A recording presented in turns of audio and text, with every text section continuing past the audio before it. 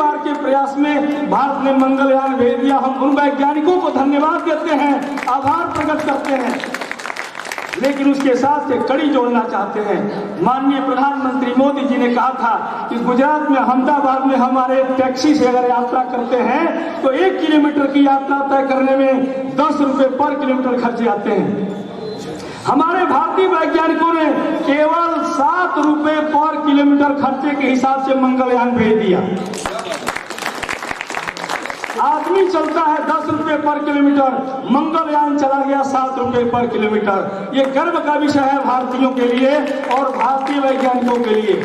लेकिन इससे थोड़ा एक कड़ी और आगे जोड़ना चाहता हूं मैं, यह गर्व तो है, लेकिन 7 रुपए पर किलोमीटर खर्च करने के बाद भी $72 मिलियन खर्चा हुआ था। मंगलयान भेजने के लिए $72 मिलियन खर्च हुआ था। आपको बताना चाहूंगा, $72 मिलियन खर्च करने के बाद मंगलयान गया मंगल पे और मंगल को लाल पाया। हमारे ऋषियों ने बिना 1 रुपया खर्चा किए तो देखा, कहा मंगल लाल है, मंगल त्रिकोण है, जो कहा था मंगलयान जाने के बाद वही सब कुछ पाया और कुछ नहीं।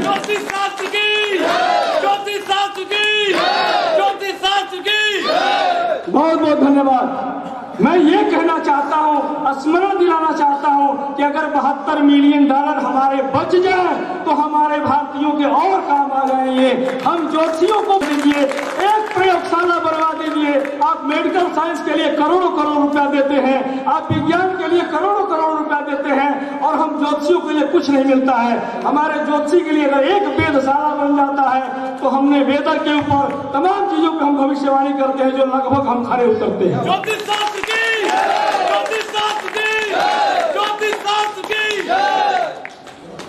इसमें एक एक विधा में इतने परिपूर्ण हैं, इतने अपने शोध हैं कि आपको चमत्कृत परिणाम दिखा सकते हैं, लेकिन इनके पास संसाधन नहीं है। क्योंकि विद्वान धनी भूपति दीर्घजीवी, विद्वान धनवान नहीं होता है, भूपति दीर्घजीवी नहीं होता है। हम धनवान नहीं हैं तो क्या राजा से हम अपेक्षा नहीं कर सकते? राजा सदैव ब्राह्मणों का कल्याण किया करता है और हम तो मान भी इसी रहे हैं जिससे प्रकृति का कल्याण हो, ब्राह्मण की कल्याण की जरूरत नहीं। ब्राह्मण तो पूरे विश्व का कल्याण कर रहा है। ब्राह्मण को धनवान होने की जरूरत नहीं है, उसको विद्वान होने की जरूरत है। वो हमारे विद्वानों में है। आपसे थोड़ा सा आग्रह है कि अगर मोदी जी $72 मिलियन खर्च करते हैं, वही $72 मिलियन देकर के हमारे ज्योतिष जगत के लिए एक प्रयोगशाला बनवा दीजिए। और वह प्रयोगशाला अगर गोरखपुर की धरती पे बन जाए तो हम लोग बड़े भाग्यशाली अपने आप को समझेंगे।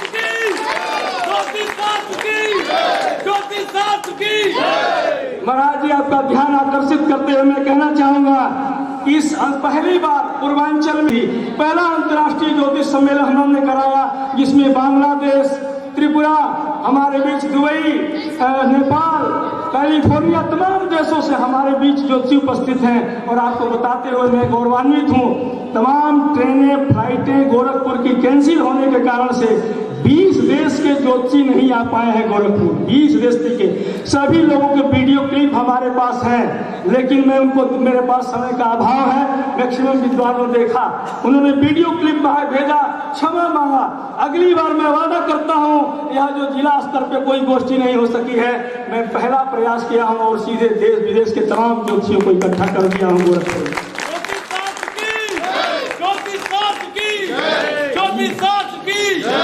और ये 3 ट्रेनें कैंसिल हुई, वो आकर के गाड़ी में चढ़ गए। अब टीटी से निवेदन करके, एक ही हम लोग की अच्छी बात है कि वेशभूषा देखने के बाद टीटी थोड़ा सहयोग कर देता है।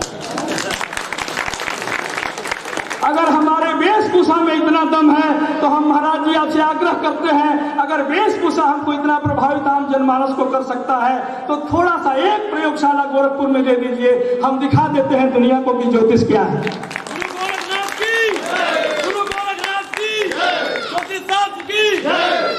महाराज जी, मेडिकल साइंस पे आज लोगों को भरोसा इसलिए है कि उसमें रोज नए नए रिसर्च हो रहे हैं, उनको रुपए मिल रहे हैं, काम मिल रहा है, जितना धन चाहिए उतना मिल रहा है। विज्ञान के क्षेत्र में धन मिल रहा है, संसाधन मिल रहे हैं, तब वो प्रगति कर रहे हैं। ये मेरा दावा है, आप एक छोटा सा प्रयास करें और मानव के कल्याण के लिए आपको ये काम करना चाहिए। ये अपेक्षा मैं सिर्फ आपसे कर सकता हूँ। हम और कैसे कहें, हमारे पास तो शब्द भी नहीं है। इस परात्पर ब्रह्म विद्या की अवहेलना करते हैं और कहते हैं ज्योतिष शास्त्र निराधार है, ये पाखंडियों की विद्या है, सारी ज्योतिषियों को जेल भेज देना चाहिए। ये भी योगी हो सकते हैं क्या? आम आदमी अगर कोई कहता कि ज्योतिष निराधार है तो कोई दुख नहीं था, लेकिन हमारा कोई विद्वान, कोई योगी, कोई संत, कोई महात्मा जो इसी विधा में अपनी पहचान बनाया हो, वो अगर कहता है कि ज्योतिष निराधार है, पाखंडियों की विद्या है। मोदी जी योजना बना करके सभी ज्योतिषियों को जेल में डालिए मांग करता है। मैं खुला कहता हूँ, स्वामी रामदेव इन्होंने योग की दुनिया में अपना परचम लहराया, लोगों को कहा हम योग पर चर्चा करेंगे तो बहुत आनंद आएगा, हम उधर नहीं जाना चाहते हैं, लेकिन ये बात जरूर कहना चाहते हैं कि योग ज्योतिष से अलग नहीं है, मेरे आध्यात्म से नहीं अलग है, वो भी पतंजलि का ही योग है, हमारे ऋषि महर्षि का ही योग है। अरे अगर आप ज्योतिष को कहते हैं कि ज्योतिष सत्य नहीं है, ज्योतिष को मैं नहीं मानता, जो ही नहीं दुनिया में कोई अगर कहता है कि मैं ज्योतिष को नहीं मानता या किसी भी विधा को नहीं मानता, तो दरअसल वो ये कह रहा है कि मैं कोई जानता नहीं। क्योंकि जो जानता है इस सृष्टि में जो आ गया है वह कभी निष्फल नहीं हो सकता है। पूर्णमदः पूर्णमिदं पूर्णात् पूर्णमुदच्यते पूर्णस्य पूर्णमादाय पूर्णमेवावशिष्यते। कोई शास्त्र ज्योतिषी नहीं, कोई शास्त्र अपने आप में पूर्ण है, आप नहीं जानते हैं, ये आपकी कमजोरी है। हमारे बीच स्वामी रामदेव ने यही अपने परिचय दिया और उनका परिचय प्रमाणित होता है। हमारे देश का योगी, हमारे देश का योगी जिसके देखने मात्र से जनता नमन करती है, रावण के पास बहुत ताकत थी, इतना ताकत थी कि वह देवताओं को जीत लिया था, अपने इष्ट को भी अपने बस में कर लिया था। कवि लिखता है, इंद्र तो है मालाकार लावे सुमन हेर हेर, ब्रह्मा ने दिया के गदवेद को पढ़ा करे, पवन झाड़ूकार कुबेर भंडार महा, अग्नि पात्र माजे शंभु दर्शन दिया करे, जमराज न हवा में धर्मराज चवर को डुलावे नित्य, काल मले पैर वरुण पानी भरा करे, कहे कमलेश नारद गान को सुनावे नित्य, चित्रगुप्त आप घोड़ा घास ही दिया करें। सभी देवताओं को रावण ने नौकरी दे रखा था। ऐसा रावण जब सीता हरण करने चलता है तो सारा पराक्रम उसका समाप्त हो जाता है और साधु का वेश बनाता है। साधु के वेश में इतनी ताकत है कि सारे शस्त्र दिव्यास्त्र फेल हो जाते हैं। रावण का सारा पराक्रम समाप्त हो गया था। उसको लगा कि मेरा कोई चीज काम नहीं करेगा, और अगर काम करने वाला है तो साधु का वेश। और हमारी भारतीय संस्कृति है कि जब हमारे बीच कोई साधु आता है तो हम अपने पति का भी ध्यान नहीं रखते, हम अपने देवर का भी ध्यान नहीं रखते, हम किसी, क्योंकि साधु हमारे लिए बड़ा महत्वपूर्ण है। और क्या साधु ही हमें जीने नहीं देगा? महाराज जी, मैं एक ध्यान दिलाना चाहूंगा कि हम ज्योतिष से केवल जनपत्री नहीं देखते हैं, हम केवल भविष्यवाणी नहीं करते हैं। सनातन धर्म की जितने 16 संस्कार हैं, होली, दीपावली, दशहरा, रक्षाबंधन, बिना तिथि नक्षत्रों के, क्या आज दीपावली मनाया जाए? दीपावली कार्तिक महीने के अमावस्या के ही दीपावली मनाई जाएगी। इसका कौन निर्धारण करेगा? हम पंचांग बनाना बंद करते हैं। आप मनाइए होली, आज अभी होली करेंगे, अभी दीपावली करेंगे, पता ही नहीं चलेगा। हम आपसे आग्रह करते हैं, ज्योतिष सिर्फ जनपत्री देखने का विषय नहीं है। इस गोरखपुर में ऐसे जो योगी हैं जिन्होंने साधु वेश में आके अपने को योगी कहा, और योग तो बहुत दूर दूर तक छोड़ दीजिए। योग में उन्होंने जो किया, मैं क्या कहूं, मैं चूंकि किसी की निंदा नहीं करना चाहता, लेकिन अपनी बात जरूर रखना चाहता हूं कि अगर मेरे ज्योतिष सही नहीं है, मैंने 2-2, 3-3 बार उनको पत्र लिख करके चुनौती दिया, मांगा हमने मांगा उनसे कि आप आके स्वामी जी सिर्फ बता दीजिए कैसे ज्योतिष निराधार है। हमसे कोई लड़ाई नहीं है, यह पाखंड की विद्या है तो हम पाखंड का काम छोड़ना चाहते हैं। हम भी पाखंड का काम नहीं करना चाहते हैं, पाखंड बंद कर देना चाहते हैं।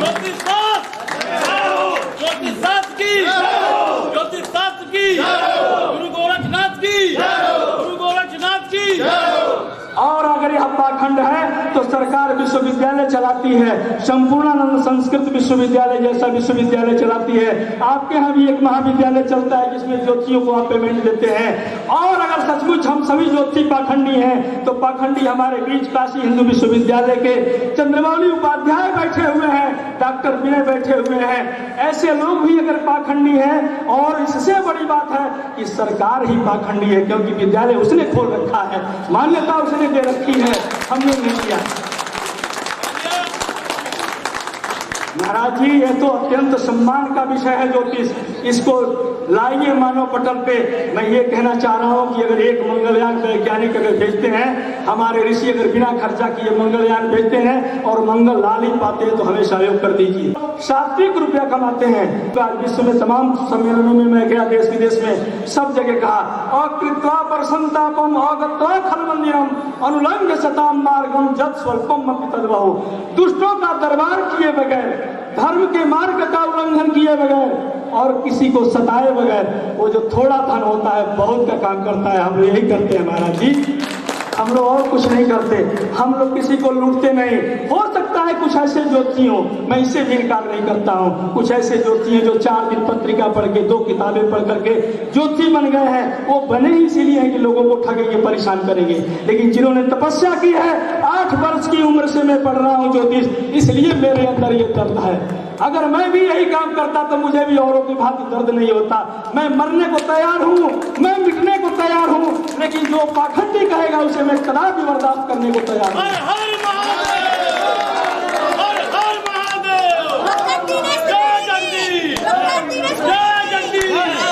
क्योंकि हमने यही पढ़ा है, मृत्यु परम न पुनरम के मानना, मृत्यु श्रेष्ठ है अपमानित जीवन से। हमने प्रधानमंत्री को चिट्ठी लिखा था, गृह मंत्री को, शिक्षा मंत्री को चिट्ठी लिखा था, जवाब आया।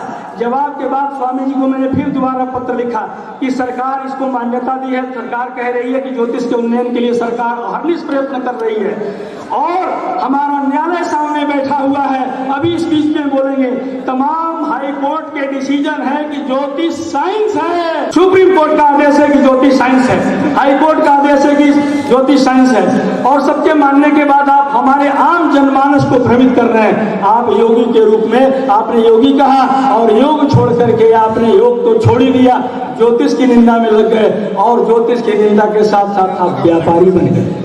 करना पड़ता है। हमारे देश का जब गुरु आता है,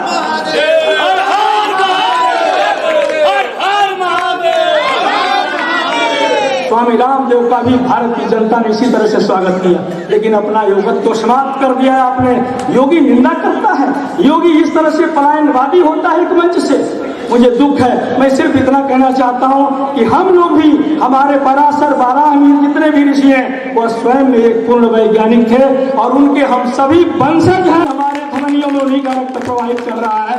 आपके सहयोग की जरूरत है। हम सम्मान पूर्वक धनार्जन करना चाहते हैं।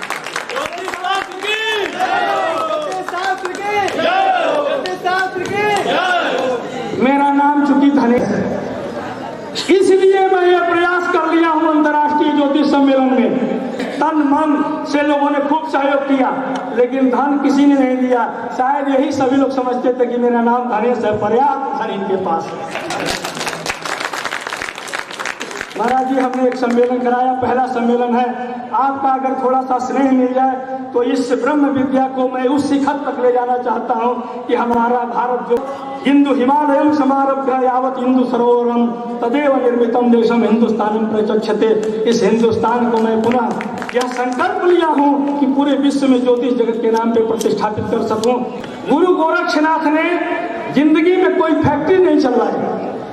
कोई कहेगा क्या, पूरी जिंदगी उन्होंने अपने भक्तों से जलते थे और खिचड़ी के लिए चावल और दाल ले लिया करते थे। उन्होंने कोई फैक्ट्री नहीं चलाया, कोई झूठ नहीं किया, कोई गलती नहीं किया। आज आप कोई बता दे, गुरु गोरक्षनाथ जैसा बड़ा घर गोरखपुर में किसके पास है? सन्मार्ग से धन कमाने वाले के पास आज गुरु गोरक्षनाथ मंदिर, गुरु गोरखनाथ का वह घर है जो गोरखपुर में सबसे विशाल है। गुरु गोरक्षनाथ की जय हो, गुरु गोरक्षनाथ की जय।